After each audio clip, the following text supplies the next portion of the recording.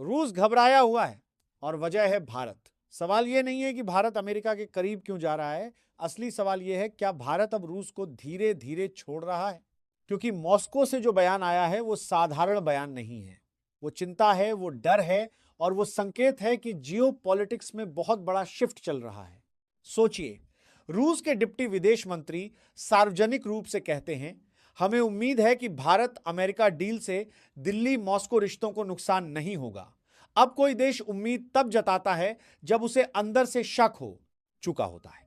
और रूस में आज यही चर्चा है, क्या इंडिया हाथ से निकल रहा है, क्या अमेरिका ने एशिया में सबसे बड़ा जियो पॉलिटिकल पॉइंट स्कोर कर लिया है। लेकिन रुकिए, कहानी यहीं खत्म नहीं होती।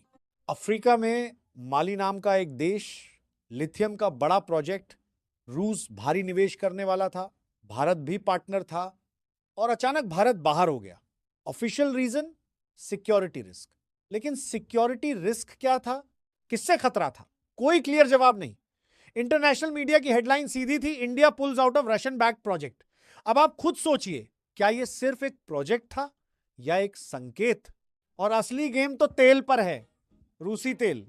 2022 के बाद से भारत रूस से भारी मात्रा में डिस्काउंटेड ऑयल खरीद रहा था।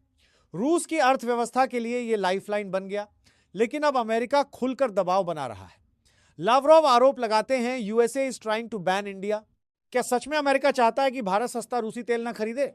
बिल्कुल, क्योंकि हर बैरल जो भारत खरीदता है वो रूस की इकोनॉमी को ब्रीदिंग स्पेस देता है। लेकिन यहां आता है असली ट्विस्ट। अमेरिका ने भारत पर लगाया गया 25% प्यूनिटिव टैरिफ हटाया, लेकिन बिना शर्त नहीं। अब वॉशिंगटन मॉनिटर करेगा भारत सीधे या परोक्ष रूप से रूसी तेल खरीद रहा है या नहीं।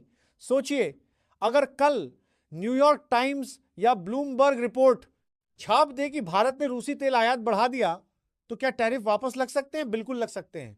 अब बड़ा सवाल, क्या रूस भारत को सजा देगा अगर भारत तेल कम खरीदता है? रूस के अपने जियो पॉलिटिकल एक्सपर्ट्स कहते हैं नहीं, क्योंकि रूस पहले ही अमेरिका और यूरोप की मार्केट खो चुका है। चीन के साथ ट्रेड भी पहली बार गिरावट में है। अब बचता कौन है? भारत। 2030 तक दुनिया की तीसरी सबसे बड़ी अर्थव्यवस्था, रूस इतना बड़ा बाजार खोने का जोखिम नहीं ले सकता। यही असली पावर गेम है। आप सोच रहे होंगे, लेकिन भारत तो रूस से हथियार खरीदता है, क्या यह लेवरेज नहीं है? पहले था, अब नहीं। भारत तेजी से डिफेंस मैन्युफैक्चरिंग में सेल्फ रिलायंट बन रहा है। पश्चिमी देश हथियार बेचने को तैयार है। रूस अगर दबाव बनाएगा तो भारत के पास विकल्प है, लेकिन रूस के पास सीमित। अब यहां एक और आंकड़ा सुनिए। एसबीआई की रिपोर्ट के अनुसार Bharat America trade surplus $40 billion से बढ़कर $90 बिलियन तक जा सकता है।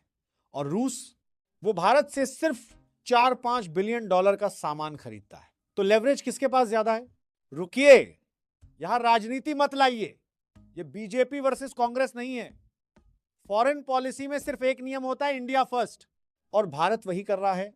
अमेरिका से फायदा है तो अमेरिका के साथ, रूस से फायदा है तो रूस के साथ। मल्टी अलाइनमेंट, यही नई भारतीय रणनीति है। लेकिन असली चिंता रूस की यह है, क्या भारत धीरे धीरे ऑयल वॉल्यूम्स कम करेगा?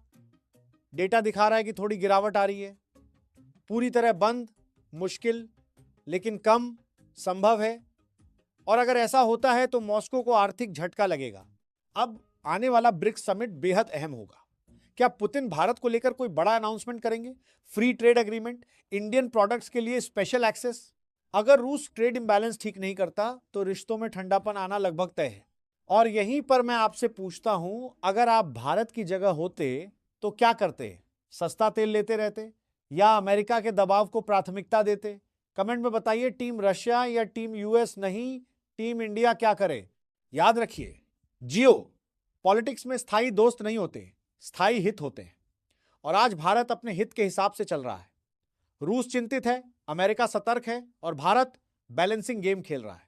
और जाते जाते एक सवाल, कौन सा साउथ अमेरिकन देश का राष्ट्रपति हाल ही में इंडिया एआई समिट में आने की घोषणा कर चुका है? अर्जेंटीना, बोलीविया, ब्राजील या चिले?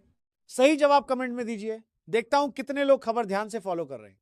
क्योंकि आने वाले महीनों में जो होने वाला है वो सिर्फ तेल की कहानी नहीं होगी, वो दुनिया की नई पावर अलाइनमेंट की कहानी होगी और उसमें भारत केंद्र में होगा।